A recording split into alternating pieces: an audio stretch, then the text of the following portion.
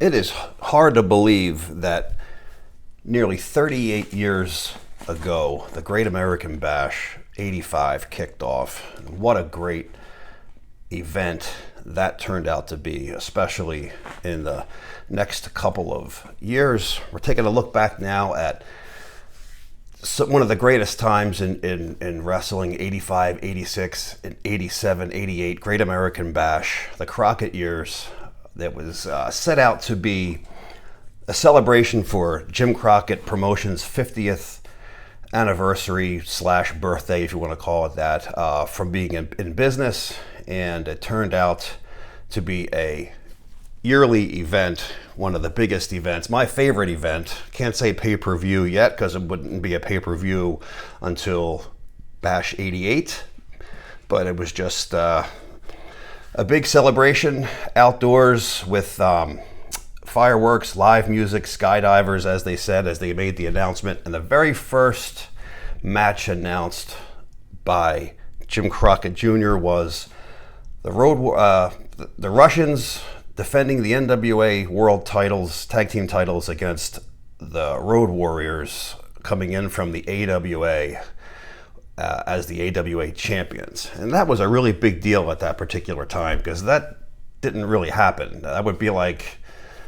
saying Steamboat and Youngblood are coming to the WWF at Madison Square Garden to defend against the Samoans back in that early time. Things like that just didn't happen in different promotions.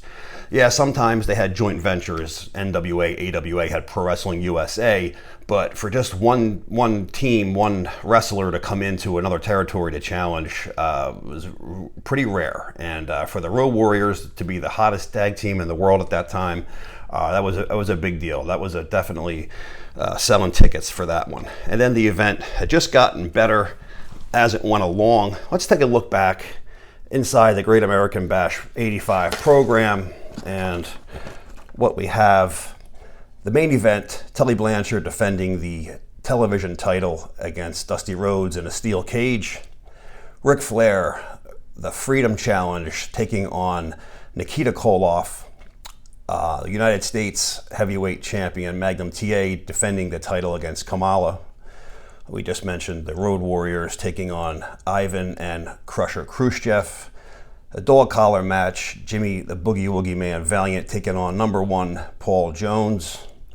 6-man tag team match, Raging Bull Sam Houston and Buzz Tyler taking on Abdullah the Butcher, the Barbarian, and Superstar Billy Graham. One of Superstar Graham's last appearances with Paul Jones in the karate gimmick. If you notice, at that time, he's got the beard growing out, that blonde beard during this, and was starting his new change to bring all that color back shortly after this bash.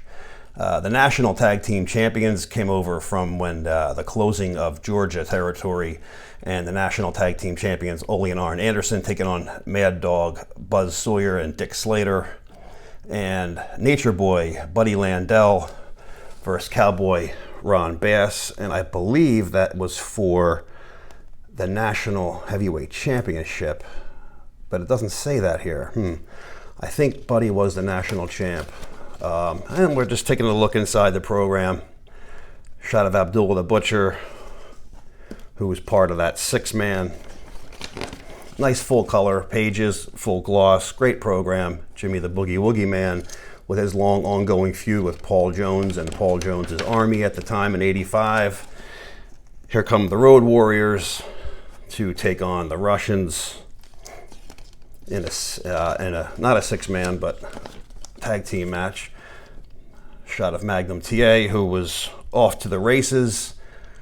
Big things were to come with Magnum in 86.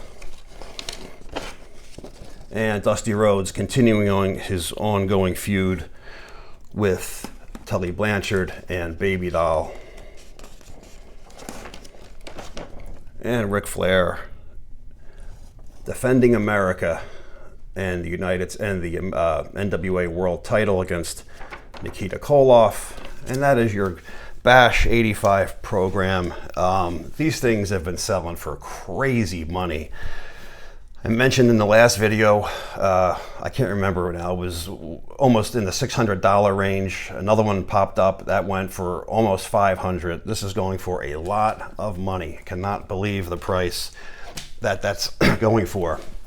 So Bash 85, it was a success, absolutely. Outdoor event. It would not get a lot of magazine coverage. A few magazines had it. Nothing compared to 86 and 87. That was tremendous coverage because it really blossomed as the years went on. But we'll take a look at some of the magazines covering it. PWI, December of 85, covered it the best. They gave it an actual event program. Actually, I shouldn't say the event program. This was the poster for the VHS and beta release when it came to the video store.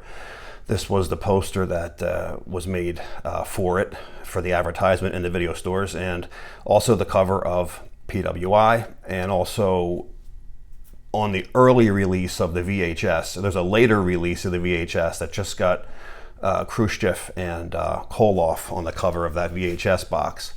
If you find the box with this artwork on it, it goes for more money because it's in an extended play, meaning that there's more tape being used. It wasn't a cheaper tape release. So the original release on the VHS also has the same cover. Anyway, back to the magazine. This has got your full coverage of the Bash in this PWI. It's December 85. Also, wrestling's main event got Nikita, Magnum, and Flair on the cover, but it has got the Great American Bash, hottest card of the summer, not on the cover, but this magazine discusses, I believe it's a 6-page set of information of the matches. You can find that in here with some color. As well, not getting the cover shot of this ringside issue, it's got Wyndham and Rotunda versus Sheik and Volkov, but it is got full coverage of the Bash inside. Another, I don't know, maybe 4 or 5 pages in black and white, though not many color shots inside. But Great American Bash, thousands cheer Flair in Charlotte. Build up to the match when Flair was a face and taking on Nikita Koloff. And this is a Great America versus Russia full cover on August 1985 of Sports Review, discussing the upcoming match between the two. There's no coverage of the match yet, just announcing it. Coverage of the match would be in this December's issue of The Wrestler, December 85. Ric Flair's race against time to stop Nikita Koloff now or never. And you can see David Crockett was the special guest referee for that match. Another build-up card cover for the card, October 85, Inside Wrestling, the Red Menace, will the Russians conquer American wrestling? And it's got the Road Warriors on the bottom for the big tag team title match that took place. They would meet again the following year also in a dog collar match. Here's a great spread of the two on Fall 85, Wrestling 85, Koloff's versus the Road Warriors. World War III begins, and AWA champions have their belts. The Russians have their belts shown here. Too bad it's not a clear shot of the belts, but there they are face to face, and a pretty difficult issue to find. It's not as common as you would think. It sells pretty quick if you can find it. Coverage of that match takes place on this Inside Wrestling March of 86, and a couple other pages inside, nothing in color, just the front, but there's the Animal and a beat up Ivan in the corner there. Same photo shoot, different photo from the last Wrestling 85 that we've seen on the cover of Wrestling USA, and it's basically the same story as these are known to be recycled stories in the Wrestling USA's and also the annuals. This is a summer issue 1986 of the Russians and the Road Warriors covering Bash 85. Bring on the Road Glorias, as the Anderson brothers would say they were national tag team champions, and they defended their tag team titles. And soon to be wiped out would be the national tag team championship belts. I believe that would merge and become the United States, USA tag team championship belts from Crockett territory, the red belts that they used for several years. That would merge with another belt from the Georgia area. Some of the belts got so confusing with the TV belts and the TV, the national belts and the United States belts and the Mid-Atlantic belts. And when they all merged together, when they got from when they merged with Atlanta, it was very tricky in trying to figure out who was champion. It was like too many champions at one time. So it was good that they, kind of put the championship belts together and merged them, because it was so confusing. Every time you turned around, there was another champion you're looking at. And me being in the Northeast, used to seeing just, 3 champions, and you'd be lucky to see one of the 3 on television each week. Everybody in the NWA was a champion back then. And that would be the end of the coverage for Bash 85.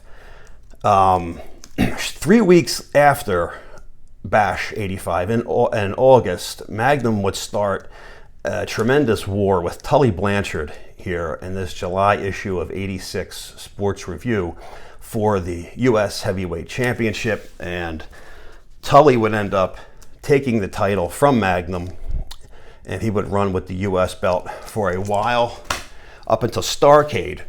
And Starrcade 85 would be that I Quit cage match between Blanchard and Magnum, which was an incredible matchup. And but that was set up what you would think would be a feud to continue on, but it got squashed pretty quickly after Starrcade, and Magnum would be set out to start a feud with Nikita Koloff. So this is an old shot of the 10 pounds of silver, as was loosely called back then. Rare shot of the U.S. belt there, and it's the last look at that belt on a cover of a magazine. And all that happened just shortly after Bash 85, which gets us into Bash 86. Bash 86, that would take off July 1st, 1986, and that would kick off in Philadelphia, would be the first tour. Now this would be a lot different than the other Bash. That Bash was one event. This would go on throughout the whole month of July, and you would see it run until almost August 1st. There'd be what they called 13 title defenses for Nikita, for Ric Flair, which he didn't actually defend at all 13 nights. He would end up getting defeated. Let's just take a look inside of the Bash 86 program for a quick look. It's just a special thanks and from the Crockett promotion to all the fans, and it's talking about Flair and his title matches coming up. American Dream, Dusty Rhodes, Wahoo, and Magnum. Flair in his match from the Bash before, the Rock and Roll Express. We won't spend too much time taking. I get asked quite a bit. Hang on, let me finish this first. So we got Animal and Hawk, and Animal, the Road Warriors, Ronnie Garvin, Magnum TA. What I was going to say is I usually don't open up these magazines and show pages, and I get asked quite a bit from you guys, and it's just something I'm not going to do. It takes up too much time. It'd feel like, story time with Bill. It's just like, my purpose is to expose you guys to the cover and hopefully light a spark under you to go out and buy the issue so you actually have it, rather than to open up each page. But good friend of the channel, Andrea A, and I am going to put a link to her YouTube channel. She goes back and opens up all your favorite past vintage issues and shows you inside each page, reads the headlines to you. She's got a great little channel going on there. So Andrea A127, we'll give her a shout. She'll pick up where I leave off, and I don't, like I said, I don't go into something that's, unless it's like rare like this, or someone anybody can see the other magazines, but this one's a little bit harder to see, so I'll show this. But as your average issues, check out her page. It's a good compliment to what we're doing. Also, my friend Bill Jammer as well. He started a nice page. I don't show much stuff from the 90s and up, and Jammer's Wrestling Magazine collection. I will also put a link to his page, and you can check out some stuff that are newer. He'll show some WWF magazines, which I don't get into at all. He'll show some WCW magazines and some newer stuff that I kind of stick to the older stuff. So those are two very good friends of the channel, and you guys can check out those pages as well after you watch Star Stuff. All right, so Magnum TA set to take on Nikita Koloff in the Bash 86. What had happened was the new updated belt that we got from Magnum. Magnum had gotten into a tussle with, I believe it was Bob Geigel, and he either shoved him or punched him or whatever the story was, and Magnum was stripped of the title. And that led on to a best of 7 to create the new United States Heavyweight Champion, and that would be between Nikita Koloff and Magnum TA, which started at best of 7. So going into the series, Magnum was not the champ. He was the first to hold this new style, which would be the iconic style of this belt. He held it for a short time before he was stripped of it, so there's not too many shots of him with this belt early on. Later on, he has a couple of more, but in the beginning, it was Magnum, very few, and then Nikita from there on. This is a cover of Wrestling Eye, October of '86. Nothing in here about the Bash yet. This is just an earlier shot announcing the Bash that's coming. And Nikita, unhappy birthday. Nikita Koloff looks to take aim at the Rock and Roll Express, the Road Warriors, Dusty Rhodes, and Magnum TA. And like I said, this is going to be a series of matches. There's going to be, I believe there was 13 shows, and Ric Flair was supposed to defend the title 13 times. We'll go through all the people he defends against in a sec. But this issue, Pro Wrestling Illustrated, October '86, also mentioning about the upcoming Bash and Nikita Koloff. Nikita Koloff once again on the cover, looking for the November of '86. The Cold War heats up with the brutal temper and terror tactics of Nikita Koloff, the Russian nightmare, taking on Magnum TA. And now almost every magazine under the sun was covering this battle. It was a huge fight. Nikita won the first 3, which was pretty shocking. You would figure, it would go 1-1, how it usually does. And it almost looked like Nikita was going to sweep it. And Magnum came back from the dead and tied it up as the matches went along. The first match between these two took place in Philly on opening night, and Nikita went up 1-0, like I said, and it would go up to 3-3 to a sudden death. The next winner would take it all. This coverage is covering their match in Philly, as a matter of fact, on the first night, October '86 of Sports Review Wrestling. Got mostly Paul Orndorff on the cover, but Nikita and Magnum on the bottom. Here is a great shot of Magnum bloodied up in the match where he got his first victory. So he went up 3-1 in this one. Magnum was juiced hard. If you have I have like the full uncut bashes, and it shows the releasing of the VHS tapes really were butchered. You didn't see anything if you only have the original releases. If you go on and look online, you can find places that have every bash that has every match, and all the matches that are uncut, and they're incredible. They really are. They give a whole new perspective to it, especially Bash 87. The VHS release of that was terrible. There's guys out there on Etsy and also YouTube or eBay that sell like the full Bash Summer, and you pay a little bit of money, but it's great stuff. If anyone's interested and you want links to stuff, I'll send them to you. Just ask me for it. I'll tell you where to get them. But this was a great bloody match. Magnum was really bloodied up. The Wrestler, October '86. Another great shot of Nikita and Magnum. I even got an 8x10 of that signed by both the guys. Thought that was just a great shot. And Nikita Koloff wins the United States title, shocking everybody because, we're so used to the faces always taking it. And wasn't the case in this one, man. It went to the Russian Nightmare, and to everyone's shock, because there wasn't anyone thinking the Magnum was so hot at that time. There's no way he's going to miss. The fans won't be let down, and bang. That's what I loved about Crockett, NWA. WWF would be so predictable. You knew exactly who was going to win every time. You go somewhere where the heels are favored. You got to love it, man. I just thought it was a great choice. Here's your first shot of Nikita on the cover with United States Heavyweight Championship. This is on July 1987 main events issue. Great shot of the new champ, Nikita Koloff. Also on the Bash 86 will be Tully Blanchard defending the national heavyweight title. He went on to lose the United States title to Magnum, like I said, in Starrcade, and I believe it was March of 86, he would go on to win the national heavyweight title.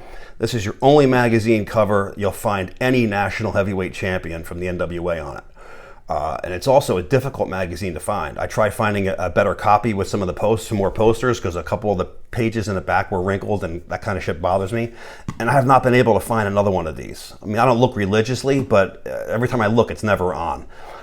This is September of 86, and it's got Tully with the one and only shot of him with the National Heavyweight Championship. He would go on to defend that title against Ronnie Garvin, which is on the official release of the tape. They would be in a tape fist match, good bloody match. The uncut version of the tape's even better, like I was just telling to you earlier. This is November of 87, official International Wrestling Insider, and it is a mouthful. A lot of these lesser known magazines would have way better coverage than Inside Wrestling and The Wrestler would, and those that follow suit with Stanley Weston. These lesser known magazines really did great for covering territories and covering the big events. They would get one or two magazines covering it normally from like Inside Wrestling, Wrestler, and PWI, but these Wrestling Scene, All-Star Wrestling, Ringside always did great jobs at covering those big events. Tully would also defend the title against Wahoo McDaniel, and Wahoo would take that title from Tully at the end of the Bash. Actually, not at the end, more like in the middle. And he would continue on and defend the title. What that would be Wahoo. He'd be defending the title here against Jimmy Garvin, and there's a good story behind this bloody shot of Wahoo.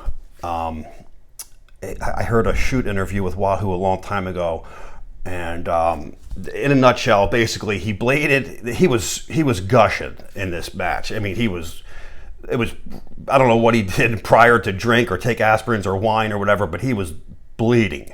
Probably went a little bit too deep, and the story, as he says it, that the blade broke off in his head. It was stuck in there the entire match. At the end of the match, he goes to the locker room, and like a pimple, he squeezes his cut, and the piece of blade pops out and falls into the sink. That's how deep the blade went in, as Wahoo would explain it. And here is the shot on the cover here as he's defending the title against Gorgeous Jimmy in Baltimore. This is Wrestling Fury, February 1987.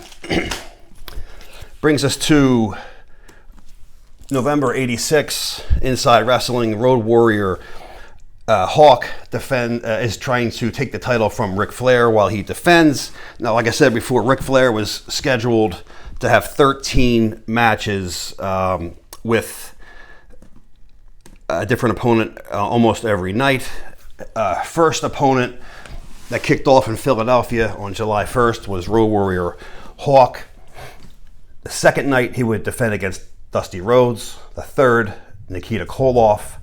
The fourth, Ricky Morton in a cage. The fifth, Road Warrior Animal.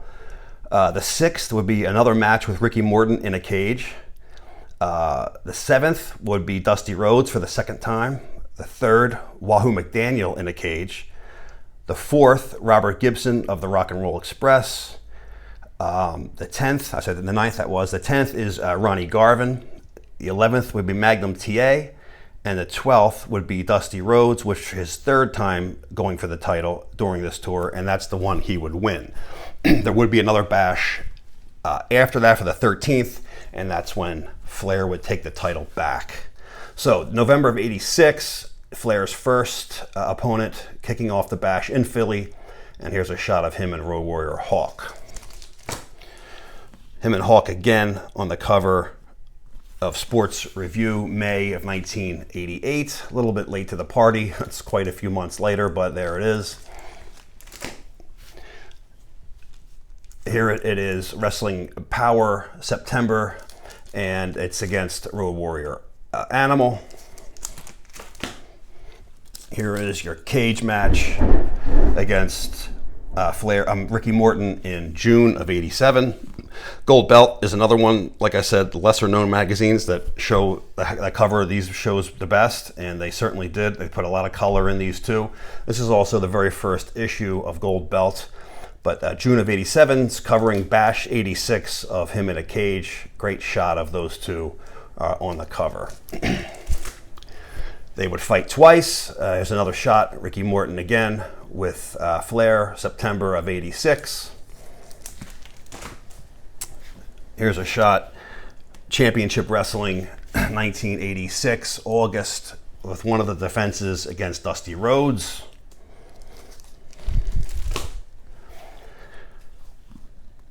June of 1987, Wrestling World, and it's covering the match he had against Nikita. Now here's the interesting part, they're both heels at this point, and he's taking on Magnum in a best of 7.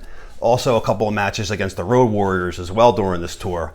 So Nikita was busy. So Flair is a heel, also Nikita a heel, and they went at it with each other as a repeat from Bash '85, which I thought was an interesting piece that doesn't really get talked about or shown very much.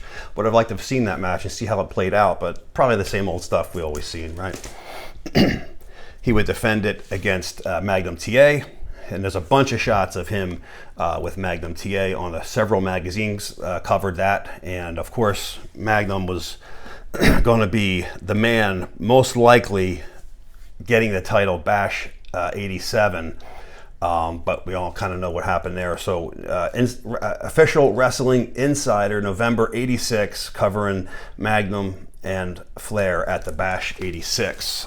Also Wrestling World, August '86, covering Magnum and Flair again. Wrestling Fury also picking it up. This is also Wrestling Fury's first issue, premiere issue, December 1986. Wrestler Annual, summer of '86, covering Is Magnum Too Good for His Own Good? America's Team, as they were called, Dusty and Magnum teaming up together several times during the Bash tour of that summer. Once in a cage with Baby Doll versus the Midnight Express and Jim Cornette. Several different tag team matches Nikita was involved in. Magnum was involved in besides his Nikita match, best of 7. This is September '86, Inside Wrestling with Dusty Rhodes. Dusty Rhodes back at it again with Ric Flair on the cover, February '87. Championship Wrestling, Ric Flair is haunted by the American Dream, and yes, he is haunted. He will lose that title, and Dusty would win the big gold for the first time. This is your first time seeing the big gold on a cover of a magazine. Dusty is the first one to show it. You know, shortly after, the 10 pounds of gold was switched out to the bigger belt, and Dusty would be the first person to win the big gold. Flair, of course, would be the first one wearing it, and Dusty's the first person pictured with it on a cover of a magazine. Flair would get his shot after he won it back. This is Pro Wrestling Illustrated's December '86 issue. Just like December '85's issue, they had the full coverage of the Bash. This one does as well. Exclusive coverage of the Great American Bash is all in this issue, and full color centerfold as well, covering the matches. On the bottom, you have Flair versus Animal, Rock and Roll Express with Baby Doll, and Nikita and Magnum on the bottom center. This is one of my favorite magazines to come out of this time period. Dusty looks so good with this belt on. A lot of guys don't like the belt. I don't really care for the belt. I just thought it would look perfect on Dusty. He looks really good in that. I'm a bigger fan of the 10 pounds of gold myself. It's just kind of what I've been used to and what I grew up with, but I like them both. I think Dusty wore it really well for just, big girthy guy anyway. Same shot of Dusty on the cover of Wrestling All-Stars. This is December 86's issue, and it's also got some coverage of the Bash in here as well. Also, Cornette's match with Baby Doll in the tag team is covered in this one as well. Flair gets the title back from Dusty after a short hold. Dusty had it for the 12th Bash, lost it for the 13th Bash, and Ric Flair back on top once again. This is December of 1986, the wrestler, Ric Flair's last chance to quiet the critics. And great shot of Flair on the cover with the belt with the traditional purple trunks. Flair again with the purple trunks. After the match, Flair regains the world title from Dusty Rhodes. That's covered on the cover of Wrestling World, February 1987. Superstar wrestler Flair on the cover again after the match. Notice the purple trunks after winning the title back, and great shot of him on this cover. This is December 86, Superstar Wrestler. Also during that tour, just after the Rock and Roll Express take the NWA titles back, beating, I believe, the Midnight Express is who they were champs then. December of 86, Inside Wrestling. And that would be the end of our Bash 86 coverage. Just, I believe it was 10 weeks after the Bash ended, tragedy strikes Magnum TA, and we all know what happened to Magnum, which ended not only his championship hopes, it ended his career completely, and luckily it didn't end his life. Came very close to being killed in that car wreck. You could see the car mangled. I mean, how the hell did he even survive that? That little piece of shit car that, wrapped around a pole, and here's the driver's side just totally annihilated. He's damn lucky to still be breathing fresh air, man, and God bless him for it. But what a shocking blow it was. I mean, I remember thinking it was fake. It's part of the story, Until I seen it on the Philadelphia News that night, I was like, oh shit, man, this is legit. If the news is covering it, because they don't cover anything. And what a shame, what a shock, and what a horrible, horrible tragedy. I mean, who knows what direction wrestling would have took had he not been injured. I don't know. Maybe it was fate for Flair to continue on. I mean, if you look at what happened with David Von Erich, and he was supposed to get the title, but then he didn't, and Flair carries on more. And then Magnum TA was supposed to get a title, and this happens to him, and then Flair continues on. I mean, maybe it was just in the cards for Flair to carry it as much as he did and as long as he did. Who knows, right? But, I mean, there was a big storm brewing up north, and money problems were about to hit the Crockett's later on, and could Magnum have saved it? Could he have been hot in the Northeast? I don't know. Would New York fans have taken the Magnum with the whole biker and the cowboy and the lone wolf gimmick? I don't know. I mean, the people up north love the cartoon bullshit, which I was shocked. But I mean, if they went that way, this he probably wouldn't have gotten over up here, especially after McMahon would have changed his gimmick and did something stupid with him like he did to every other NWA guy. So who knows? But it's a big loss. We'll never know. And it was a huge blow to the Crockett territory and to wrestling and to Magnum's life. Very sad to say. What do? October 10th, I believe it was, Magnum gets into the car wreck and changes the face of Mid-South Wrestling for good. Dusty goes back to the drawing board. He has a match October 25th, and it's a cage match. Dusty has a mystery partner versus Ole Anderson and J.J. Dillon.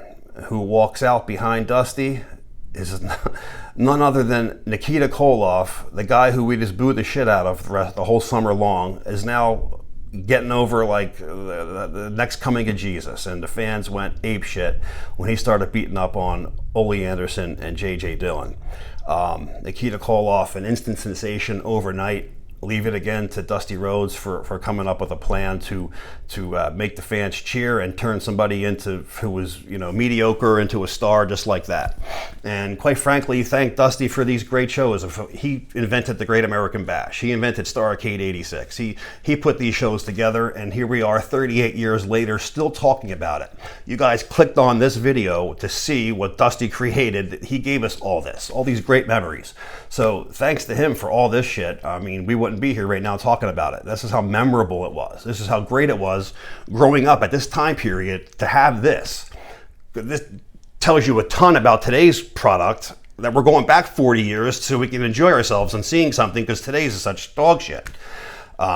Anyway, April 1987's issue of the Superpowers. Nikita Koloff, United States champion. Dusty Rhodes, the TV champion, on the cover of PWI. Great cover, great shot of both their belts, and they'd be setting up some great feuds for the next Bash '87. And this magazine with Nikita shedding the tear, I cry for Magnum TA. Bill Apter went on to say this is one of the biggest selling magazines of the '80s. This sold out super fast. Everybody grabbed it. Like I said, Nikita was an instant fan favorite. I personally like him better as a heel. I liked him way better in 1984 when he was extremely jacked and it was just destroying people. And I always preferred the heels myself. Didn't really care for him as a good guy, especially when he came back 2 years later in Bash '88 with a head of hair and no more muscles. Like, what happened to this dude? But I'm getting ahead of myself. We need to get through Bash '87 first. Bash '87. Full coverage of Bash '87 is inside. Actually, I have the lineup sheet to the back here. So is this Bash '87? Rather than open it up, I can just read you the lineup sheet here. This is also opening night. First two bashes that were on the road kicked off in Philadelphia. And trying to get the exact date. I don't see the exact date on this lineup sheet for some reason. It was definitely July. It was either like the first week, so it was just before or just after the 4th. Yeah, I don't have the actual date on this card. Anyway, Nikita Koloff defending the title against Lex Luger. Lex Luger would take it. Dusty Rhodes, Ronnie Garvin taking on Flair and Tully Blanchard in a bull rope match. Gorgeous Jimmy Garvin taking on J.J. Dillon. Dr. Death, Steve Williams, Dick Murdoch. They had some great battles during this time. This is also now the merger of the UWF and also the merger of Championship Wrestling from Florida. Crockett had just taken both of those promotions and put them both on the Bash '87 tour. Barry Windham against Arn Anderson for the Western States Heritage title. Mike Rotundo Mike Rotunda, as he is in the NWA, versus Dory Funk. The Italian Stallion versus Sean Royal. Nelson Royal versus Les Thornton. Kendall Windham and Todd Champion versus the Mod Squad in Philly. Opening night, Bash '87 lineup sheet. And there's the program. Full coverage of that would be in the Sports Review, November of 1987. And this has got great pics of all the different matches that were on tour that entire summer. I believe this ended August 2nd. This was the first Bash to go into the August month. And let's see, we got the Tully Blanchard versus Dusty in the barbed wire. Nikita and Magnum, also Dick Murdoch and Dr. Death for the UWF title. That happened July, I want to say 10th on TV. That was during the Bash. Also on UWF TV, so it was before they merged the two TVs together. It was still running some TV for the UWF. And Dr. Death beat Steve Williams, beat Bubba Rogers for the UWF title.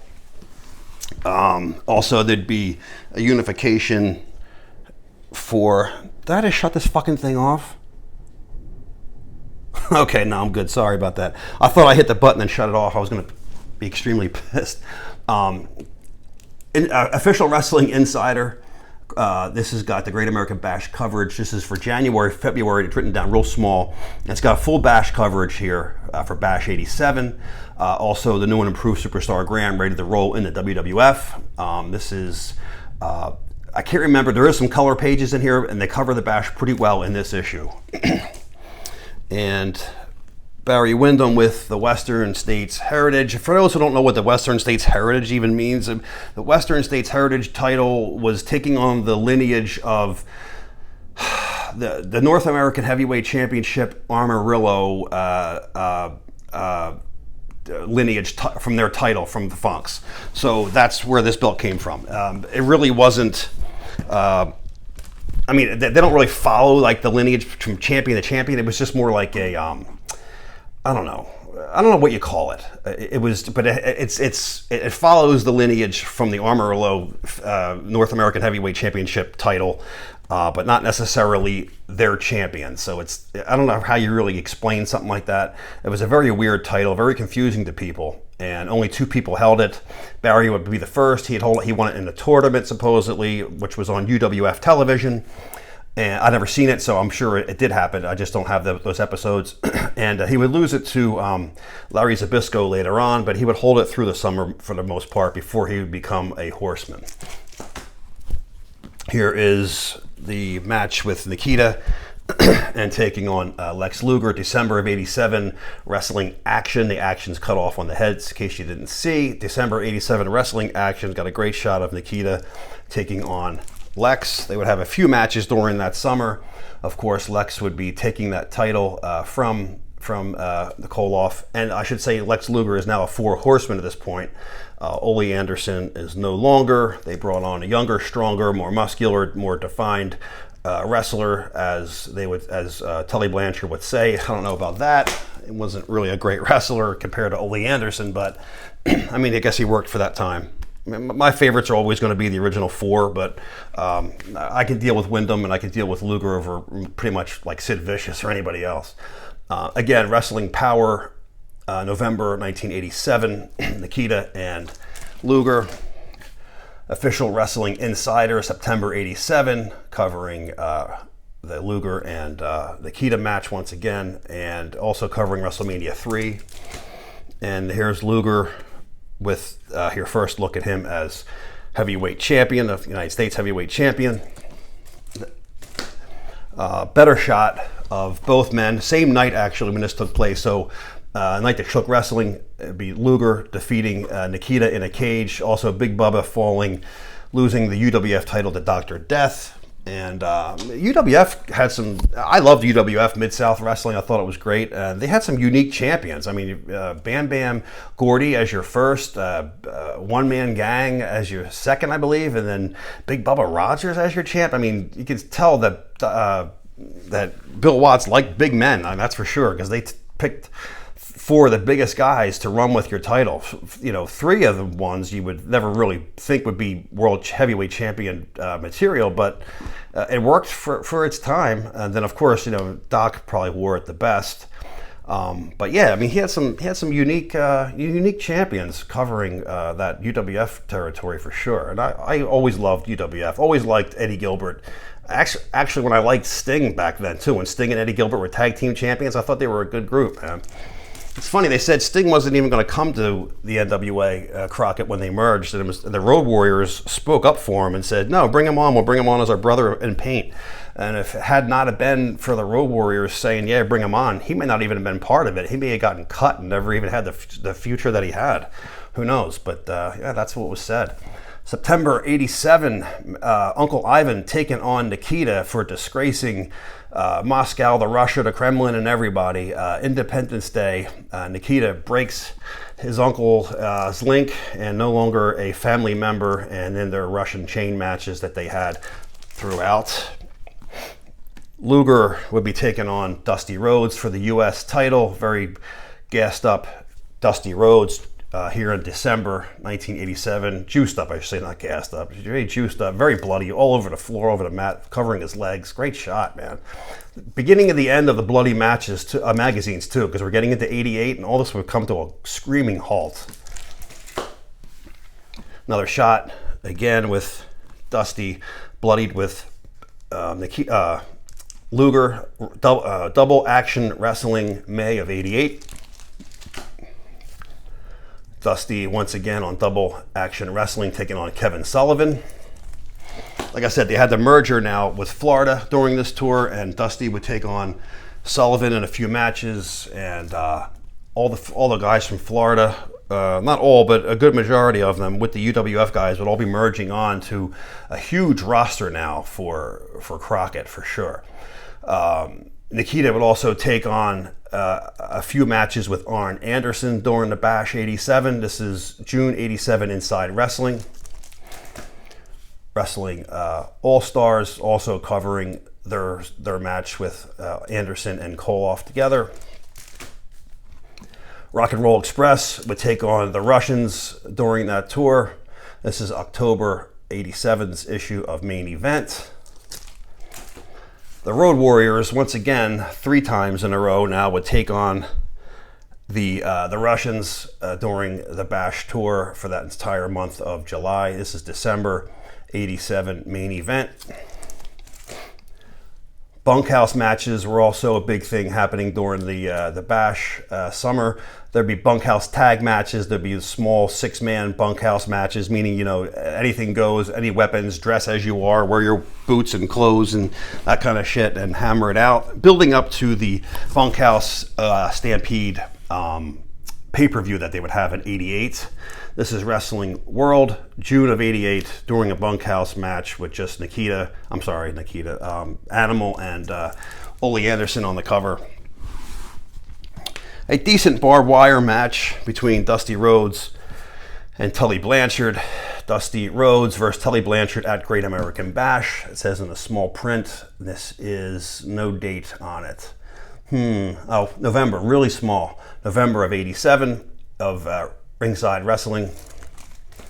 Gold Belt Wrestling has a much better shot of Dusty bloodied up against Tully during that barbed wire match, and all your Great American Bash coverage is in this issue at the bottom, as you can see. Good color shots in here as well of the Bash. Ringside, again covering Tully and Dusty during the Bash '87 run.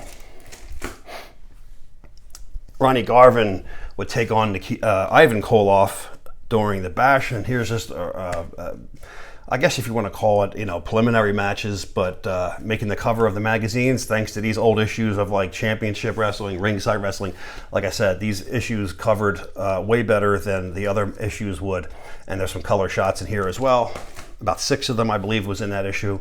Rock and Roll Express would take the 4th reign as tag team champions. This is Inside Wrestling, October '87.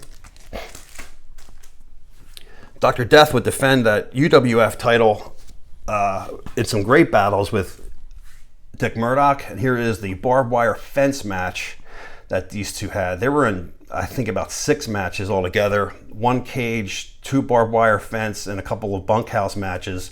And Gold Belt covers it pretty good in this April of '88's issue. These are quarterly issues, so they don't put them out as much. So your dates are going to be further down the line as they release them. So that's why you're hearing an issue from April rather than Inside Wrestling covering it in November. And as big as the War Games was, and as big as a concept it was, the 2-ring cage, and this is all they covered. This is it. This little, I mean, Mr. T gets the main cover shot of such a huge, unique for that time period match. I remember watching the raw footage from it was the last Bash of the season, and I think it was the Orange Bowl in Florida, and the cage is already erect. It's already made up, so it's like a 40-foot cage, and there's a crane that picks it up, and it lifts it up over the people's heads and swings it across to the ringside, while 8 guys are walking with the cage while it's up in the air by ropes, you know, steering it properly and lower it into position. I mean, try something like that today. Bringing something like that over people's heads, I mean, holy shit, man, if anything could happen, you know, that anything could fall, hit somebody, or anything could malfunction. I'm like, oh my God, they're actually bringing this over people's heads. This is November of '87's very piss poor coverage of such a great, wild, unique match like this. Once again, Wrestling Power covers it much better. Here's a shot of Dusty in the corner with Flair during the War Games, and these magazines covered it way better. And that would be the end of the Bash 87, and your champions would be Luger winning the U.S. title, Tully continuing on as the television champion, Ric Flair continuing on as the heavyweight champion, and champion lists right now for the time being would be Arn Anderson, soon to be tag team champions with Tully very shortly. Not at all boxing, but something else that unique happened in 1987, and that was the rise of Mike Tyson. Mike Tyson becoming the youngest heavyweight champion of the world and the first to unify all three world heavyweight championships at once. He would get his third title in August, I believe, 1st, 87. And he would, the WBA, the WBC, and the IBF heavyweight champion of the world happening during that summer.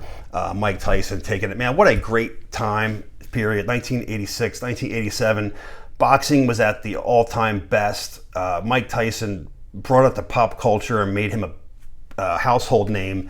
Boxing was dead in the 80s until Mike Tyson came along, and it exploded again. I mean, it was fun to watch boxing again. Here's a guy who comes in and knocks people out in 8 seconds. You know, it's just like you had to see it. It was just, he was a phenom. He was ridiculously jacked and just destroying people, and it made it so much fun. We had great boxing, we had great wrestling, and just a great time. 1986, 7, and 8, man, it really was.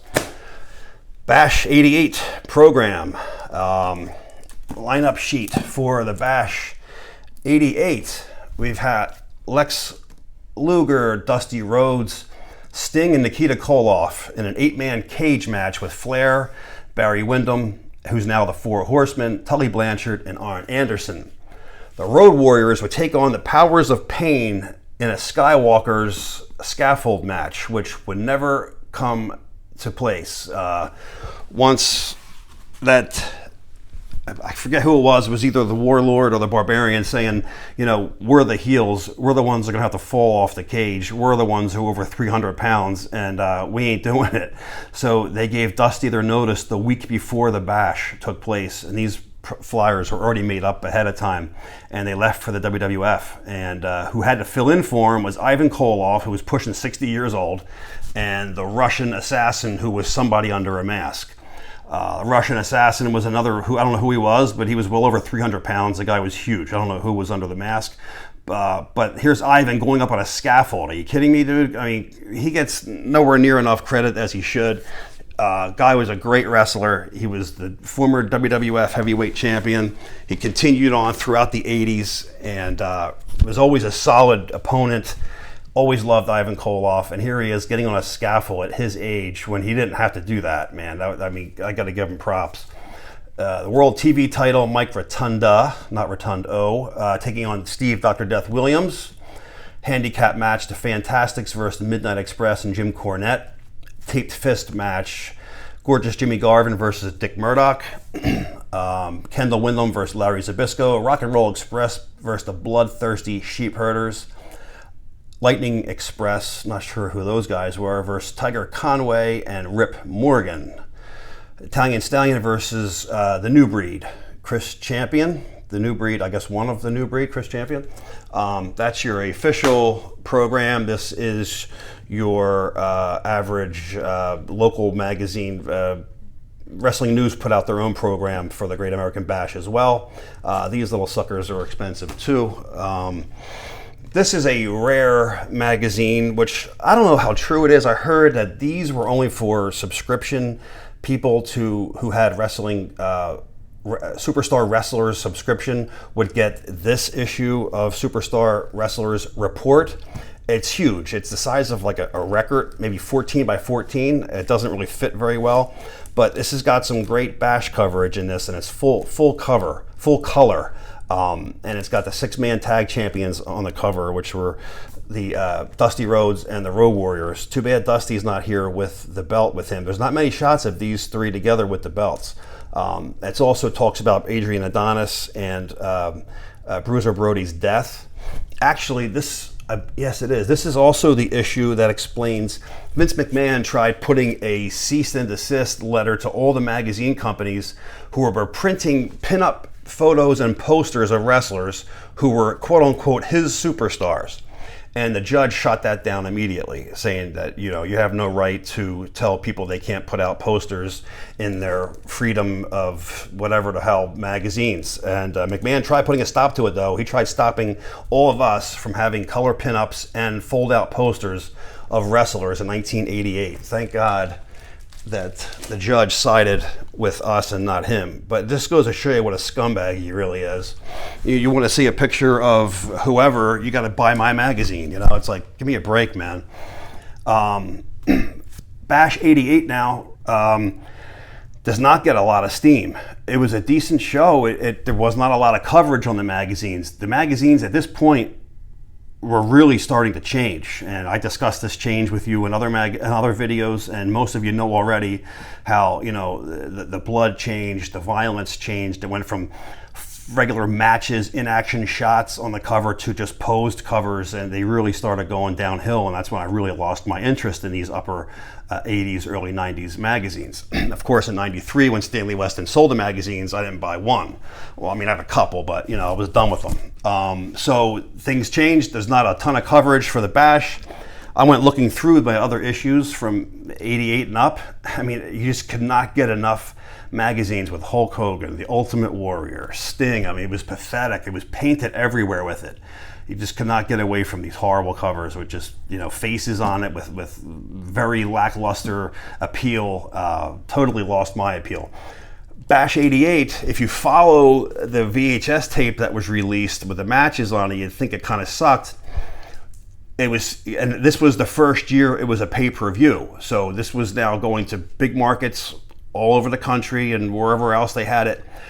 This is the first time it was as a pay-per-view, but they still ran a month-long tour, and it toured throughout. And the tour was good. And if you can find the other footage, like I was talking about earlier, there's some great wrestling out there. And I'm just going to open up this because this shows the Bash on tour in this issue of Sports Review, November 88. And it's got full Bash coverage from not every place, but just about every place.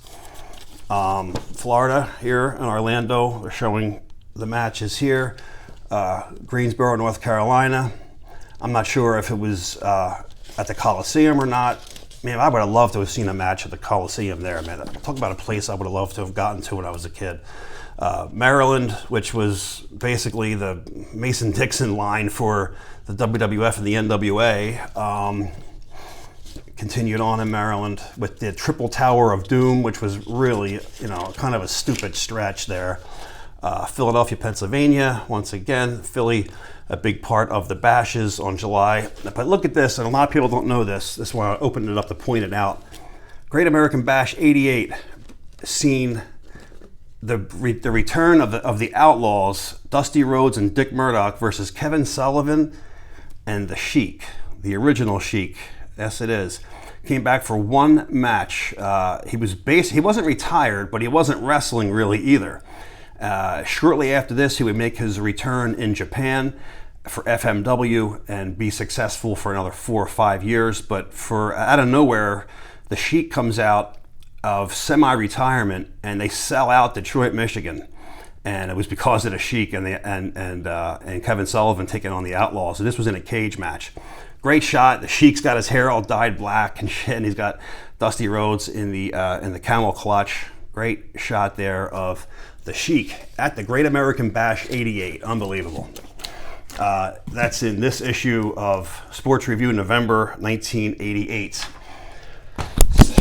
Sadly, sorry, I dropped my mic. Sadly, like I said, there was not a whole lot of coverage for the Bash 88 as there was for 86 and 87. It was a huge success, but the shows were a little bit trimmed down. Crockett's, this was their last big show. Their next show would be Starrcade, but Crockett's would soon be selling to Ted Turner, and this was their last successful run. Bash 88 was for the Crockett's, sad to say. The Road Warriors were supposed to take on the Powers of Pain. They had a several-month feud building up to these scaffold matches, which would have been great. If you remember, if you watched, they had the weightlifting competition. The Powers of Pain beat the shit out of them on TV a few times. The Road Warriors were getting hammered by these guys. And it was setting up to be a great bash. But like I said, they said, we're not taking the fall off that scaffold, justifiably so. I couldn't do it either, so I can't blame. I don't know how Jimmy Cornette did it either. I mean, from what I heard, he broke both of his legs when he went down in that one Starrcade 86, for God's sake. I guess Bubba was supposed to catch him, and he didn't catch him, and he broke his legs. That's dangerous, especially if you're, a 300-plus pound guy, man, and you hit the ground like that. Ugh. But that was the match that never happened, that was supposed to happen. The main event would be Luger taking on Flair for the title. And, I feel for sure if it wasn't Bash 87, it would have been Bash 88. It would have been Magnum TA's shot, and for sure. It's also got the new tag team champions, Brian Pillman and Tom Zink, as the new United States tag team champions on the top corner of this August 1990s issue. But it's for Bash 88. Bash 88 again, July 1990. 89 rather, of the Wrestler. March 89, Ric Flair and Luger again. So you're going to see a bunch of matches with Luger and Flair here. Gold belt wrestling, covering the same. Not a whole lot to talk about with these, it's just Luger and Flair, and they went on a series of matches. The one main one, which was on the tape that was released, but they went on to do it several times during that month. Once again, on the Wrestler, November 88, Luger and Flair. Another match that took place was Barry Windham defending the title, U.S. title against Dusty Rhodes, which would be Dusty Rhodes' last hurrah as well in the territory. Main event wrestling. This is December 88. Once again, November 88 Inside Wrestling with Windham and Dusty. The Fantastics were would lose the tag team titles to the Midnight Express. Midnight Express would hold the U.S. titles and the world titles. The Fantastics lost the U.S. titles, by the way. The title would change hands constantly, and the magazines were behind in the dates. So when I showed you Pillman and whoever it was with him, I can't even remember who it was, Tom Zink, that was probably a couple of months before the Bash started. And the Fantastics would take it, and they would drop it to the Express. And here's a great shot of the Express on the cover with both belts. Looks good. So at the end of the Great American Bash 88, the champions would be still the tag team champions. The Four Horsemen would take them, and they would drop them really quick again. They would only be champions, I think, till September. It would be like a quick change because they'd be out the door and heading to the WWF, shockingly enough. Barry Windham would still be the U.S. champion for just a little bit longer. Tully and Arn now completely gone, moved to the WWF. So this is December 88's issue, and this is February 89's issue. 2 issues later, and they are in the WWF, no longer with the NWA. And Dusty Rhodes would be fired, gone from Crockett and the NWA, and now he's also in the WWF. Big changes happened shortly after that bash. Did not take long. A few months after that, Ted Turner would buy the NW. I guess it would be Jim Crockett Promotions. He didn't buy the NWA, but they'd still be affiliated with the NWA. And of course, that would hang on until about 91 or so. The belt would go independent. The NWA would go to Japan for a number of years. WCW would become its own entity, its own world title, and everything would just be completely downhill from there in the end. Not only the NWA, but wrestling itself really took a hit in like 90, 91. It was at an all-time low. I remember going to see NWA Crockett in the Philadelphia Civic Center, and it'd be packed. And then a couple years later, Ron Simmons is champion, and there's nobody there. I mean, it's just empty. Everything changed. Faces left. People moved on. WWF did it. You know, most of the guys went there. People, you know, who were running a wrestling company who had no idea about wrestling. And sad to say, you know, they should have kept the people on who kept it going all those years. But I guess, you know, things change, people change, and money goes in other directions. And Jim Crockett Promotions, after 50 years of celebrating at Bash 85, 3 years later, is closing its doors forever. And that was a quick run. And but at least we have the memories of it all. It was a great time in professional wrestling to be a fan. And ones we all sorely miss, of course, or you wouldn't be here watching it, because we all miss it, right? But and the nerve of them to, like McMahon now, to bring out the Great American Bash, to have the balls to call it that's disgusting, because it's not a Great American Bash. That was for Jim Crockett Promotions' birthday celebration. That was the name he was having for his bash. So McMahon uses it just to capitalize on anyone's nostalgia for a buck, because it's far from anything but a Great American Bash, that's for sure. And that weak attempt that he did trying to make a Starrcade is even more pathetic. But on that note, that's the Great American Bash, 85, 86, 87, and the last of 1988. The Bash would continue on with WCW a couple years later, but it would never be the same as it was with Jim Crockett Promotions. All right, boys and girls, we'll see you on the next.